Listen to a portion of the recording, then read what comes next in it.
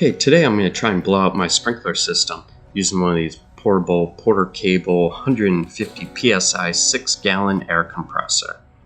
And this thing is pretty small. And we're going to see how it works. I'm going to use a whole bunch of hoses made that'll increase the air capacity that it can hold, because normally I end up using this. Now this is a 175 psi 25-gallon air compressor, and that thing works pretty well. So let's get started. So the first thing we're going to do is we're going to grab some of these air compressor hoses. Now I'm using a whole bunch of these hoses, and the reason for it is I don't have an additional storage tank, and 6 gallons is going to go pretty quick with this air compressor. So if I add a ton of hoses, that's going to increase the amount of gallons of air that I have stored up, and that'll help blow out the water a little faster.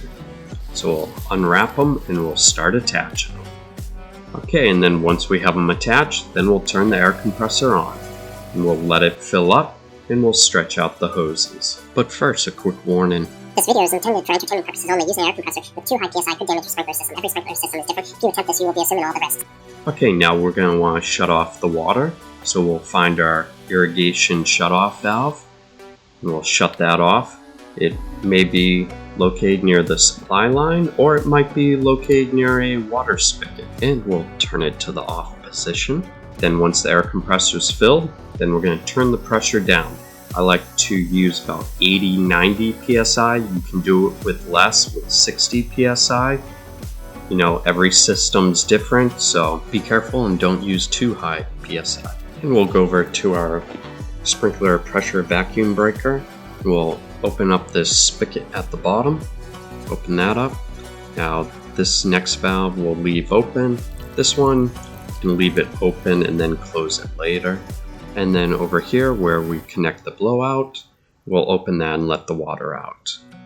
And then we'll close this valve. That way the air doesn't go through the pressure vacuum breaker. Then we'll move to our sprinkler system control box, switch it to manual zone, and we'll select which zone we want to start with. Start with number 1, and we'll set for 20 minutes. Then we'll click it to run, and we'll make sure it's running. Okay, once it's running, then we're all set. Check the air compressor, it's still on. This way it'll continue to pump as it's pushing the air through. And we'll grab the end of the hose, and we'll connect it. You never want to connect the hose if the sprinkler system isn't already running, and we'll connect it. And it should start blowing out the sprinkler system. And depending on how large your system is, you might actually have to do this a few times. If you go out to your sprinkler heads and you start seeing the white mist coming out of the sprinkler heads, then you're good. Okay, and then we'll disconnect the hose. Let the air compressor fill up.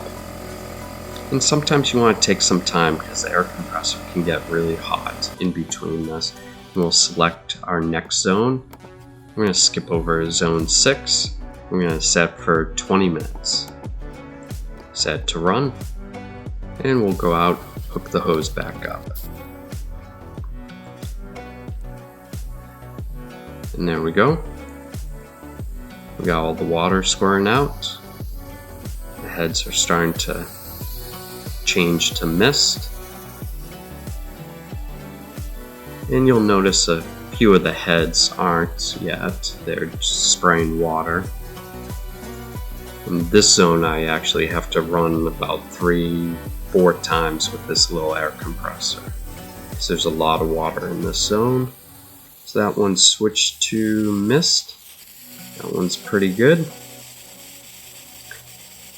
But then there's another sprinkler head further down the line, and it's still at water. So that's not going to do. So we'll disconnect the hose, let the air compressor fill up, and then we'll connect the hose again. Making sure that zone's still running before you connect the hose. And this will finish out spraying out the water. We'll check the last sprinkler head. And it looks like it's done. It's only spraying out air. And then once you've gone through all the zones, here's how you set it up for winter. Disconnect the hose, we'll leave this valve open, and we'll move on to the vacuum pressure breaker. This one, we're going to turn it so it's half open. The bottom one will turn so it's half open. And the bottom one will leave fully open all winter. And then we like to spray them with a little bit of WD-40 since they're a little tight. So we'll just spray those. We'll take another look at this. So where the blowout is, that is completely open. The next valve is cracked open.